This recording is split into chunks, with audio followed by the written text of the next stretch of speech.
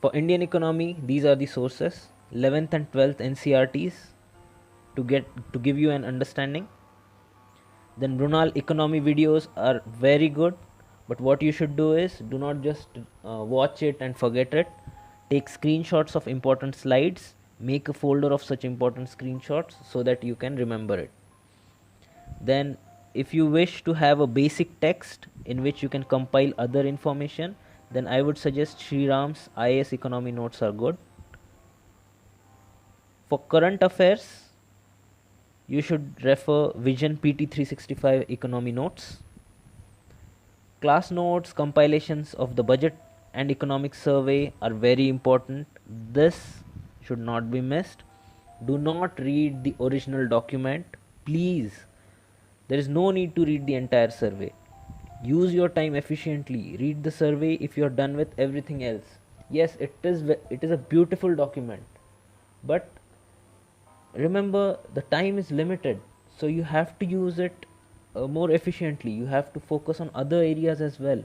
So it's better to read compilations of two different classes rather than going for the survey itself and making your own notes, because you are not that experienced. Let people who have experience in making notes and who have experience of this exam guide you properly. So better way, go for compilations, and if you have excess time, then only read the budget and economic survey, the original document.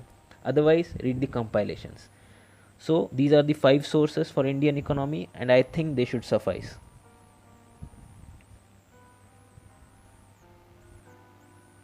This is the index or the contents of Sriram's IAS notes. These were the chapters I found very important. You should focus on the current affairs because most of the questions in economy come from current affairs. So current affairs, if you are regular with your newspapers, well and good. Otherwise, read Vision IAS PT 365 or your newspapers and correlate it with the basic theory in the NCRTs. Okay, so stick to those 5 sources for economy. Ramesh Singh and other books, other class notes may be good, but I don't think they are very cost effective. They are very bulky and they are not revision friendly. As I said, economics is mostly current affairs based. So what you need to do is develop a basic understanding by 11th 12th NCRT, watch Mrunal videos, read Vision IAS for current affairs in economy, and make Sriram notes, these notes, your basic book, and add everything, compile everything in this book. Environment and ecology, it is very important. At least 20 to 25 MCQs come from this subject. 2 sources are important. One is Environment by Shankar IAS Academy, the green book, and Vision PT 365 environment study material for current affairs. Along with that, what you should do is Google or Wikipedia, use Google or Wikipedia for the important keywords. If time permits, you can watch Unacademy videos for important topics. Some people also recommend reading biology NCRT last few chapters. Again, read only if time permits. Study environment using maps, flowcharts, diagrams, and search important terms, flora and fauna on Google Images. That way you'll remember it for a long time. I'll show you how I used to do it. But regarding the sources, remember these sources, these are enough.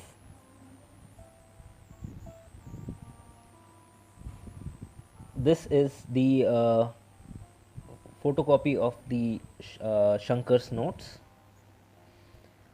In this, I have pasted whatever important regions or important stuff, localization of important stuff like Ramsar wetlands or lakes or mountains or national parks. I have remembered it using maps, so you can do the same. For example, look at this, the Ramsar convention sites, the wetlands.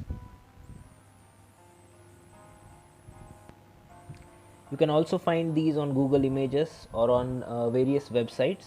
So what you can do is you can take a screenshot or download those images and save it in a separate folder.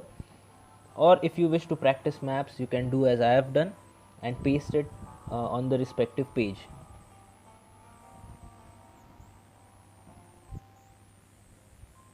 Then this is the page which mentions about the tiger reserves. So that can be a bit tough remembering all the tiger reserves, but I had remembered them using this map. So I used to remember it sequentially: the northern tiger reserves, then the central ones, the ones in Rajasthan, Madhya Pradesh, Maharashtra, then the eastern ones, and those located in South India. So that's how I distinguished between the tiger reserves, and the national parks. Because if you remember the tiger reserves and national parks, then you can identify which one is just a wildlife sanctuary, and the tiger reserves and national parks can be remembered easily. So please use maps and use your own techniques to remember these things. Now, when you are reading the current affairs for any subject, what you can do is, at the index on the first page, you have the important topics, right? So what you can do is you can star mark whichever topics you feel are very important, and write down little details about those topics then and there itself, so that while you are revising it, what you can do is you can just look at the index and you can revise those topics. You can recollect whatever important points are from that particular topic. Okay, so that will speed up your revision.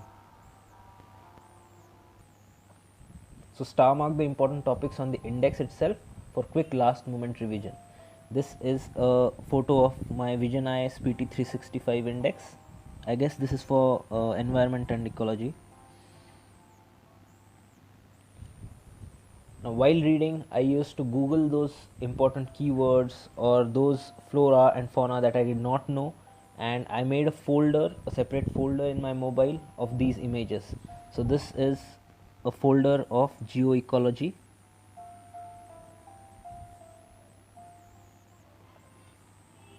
You can see here there are a lot of images, and I did not know what a lion-tailed macaque is, what a tar is, what pelicans are, what a clouded leopard is, etc. Okay, flamingos, whatever this is, Bougainvillea or Jerdon's Coursier or whatever it is.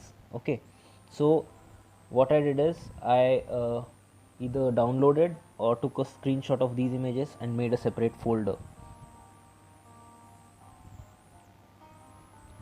Now on that image itself, I used to write down important points regarding that particular animal or that particular image.